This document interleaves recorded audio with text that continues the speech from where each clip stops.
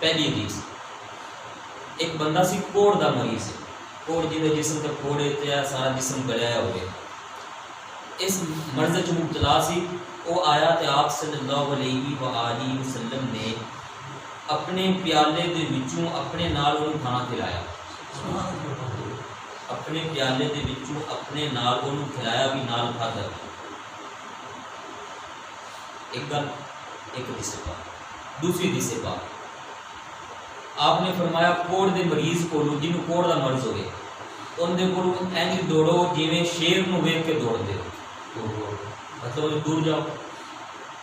تیسری حدیث پاک، ایک پورا قافلہ آیا قبیلہ بنو ثقیف، انہاں دے قافلے چ ایک بندے کو یہ مرض ایسے لگا ہوا سی، انہاں پورے قافلے نے آ کے بیعت ہونا سی، مرید ہونا سی، اسلام قبول کیتا، آپ صلی اللہ علیہ وسلم کا۔ آپ نے اس ایک بندے کو فرمایا دوروں ہی کہ میں نے تیری بیعت کر لی، آپ چلے جاؤ۔ اللہ حضرت نے سارے والے دیتے، آپ فرمان لگے دیکھو ساڈے پیارے نبی پاک صلی اللہ علیہ وآلہ وسلم اللہ پاک نے ایک صفت عطا فرمائی ہے، حکیم۔ آپ کون ہیں؟ حکیم۔ حکیم مطلب طبیب نہیں، جڑے ڈاکٹر ہوں جنہوں نے، حکیم تو مطلب ہے حکمت والا، دانائی والا، ہر بندے کے حال کے مطابق فیصلہ سنانے والا، بندے کو دیکھنا اور اس کی حیثیت کے مطابق اس کو آگے سے آرڈر دینا، فیصلہ سنانا۔ اللہ حضرت فرمان لگے دیکھو دنیا دے وچ ایمان دے معیار ہر بندے دا ایک طرح دا نہیں ہے، سوچ سمجھ ہر بندے دی ایک طرح دی نہیں ہے۔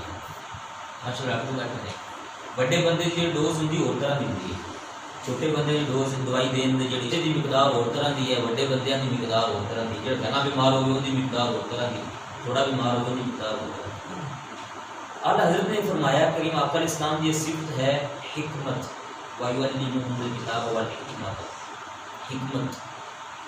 آپ نے دیکھو کریم آقا علیہ السلام کی حدیث پاک ہے لا عدویٰ، ایک بندے کی بیماری دوسرے بندے کو نہیں لگتی، یہ صحیح بخاری مسلم کی ساری روایت ہے، ایک بندے کی بیماری دوسرے بندے کو نہیں لگ سکتی، یہ نظریہ زمانہ جاہلیت کا ہے، اس کو ختم کرو۔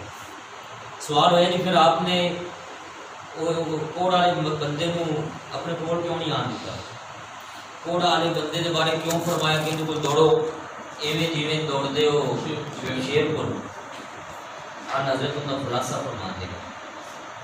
آپ ہمارے چیزیں ہیں دو ان دے وچ، ایک ہے بندہ ایمان دے حساب نال بڑا پکا ہے، ان کا ایمان اعلیٰ درجے کا ہے۔ ایمان ہوتا یہ ہونا چاہیے بندے مومن کا کہ اللہ تعالیٰ جنی دیر نہیں چاہے گا انی دیر تک کسی دوسرے بندے کی بیماری مینوں نہیں لگ سکتی، اے ایمان ہے۔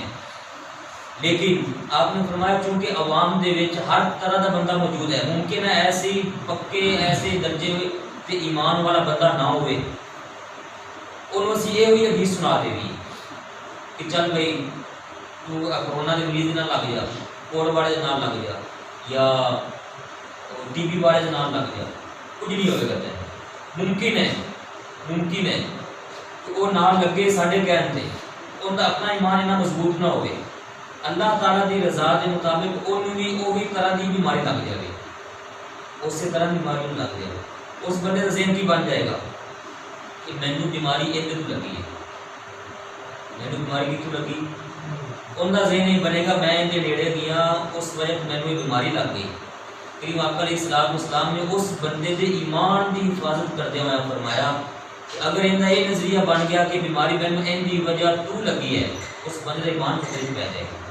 آپ نے فرمایا اس واسطے ان کے ایمان کی حفاظت کرنے کے لیے انہوں پہلے ہی فرما دیو کہ تینوں چاہیے تو ایسے بندے نیڑے ہی نہ جائے، دور ہے اس بندے کو، نہیں کرتا۔ ایمان دی قوت اور تقویت کے حوالے نال تین چار پانچ حدیثاں کریم آقا علیہ السلام نے جدا جدا فرمائی۔ اج کل سانوں بھی کہنے بھی اسلام لبیے نہ لبیے، میں کہنا یار میں ہاں ڈاکٹر صاحب ہیں میں پڑھنا اسلام لیا جا رہے ہیں، جنہ دے ایمان اس درجے دے ہیں کہ یار انہوں کوئی ٹینشن نہیں ہوتا کہ آج لگی بھی ہے کوئی بیماری سانوں تو ایک بیماری میں نہیں لگے گی، کسی بیماری میں نہیں لگے گی، مینو جی بیماری لگے گی وہ اللہ تعالیٰ کی رضا کے مطابق میرے تو کوئی آزمائش ہوئے گی. ایسا نہیں ہے کہ اس بندی بیماری میرے چاہ جائے. لیکن اگر کوئی کمزوری دل والا ہوئے گا, کمزوری مان والا, تو اگر نہیں میں ہاتھ لا بیٹھا سے چونکہ بندی وجہ بندی بیماری میں لگ گئی, جب یہ نظریہ بن جائے گا ان کا جڑا عقیدہ ہے وہ بن جانا دور جاہلیت والا. دور جاہلیت والے جن نظریے سن انہوں نے سارے نبی پاک صلی اللہ علیہ وسلم ساری مدد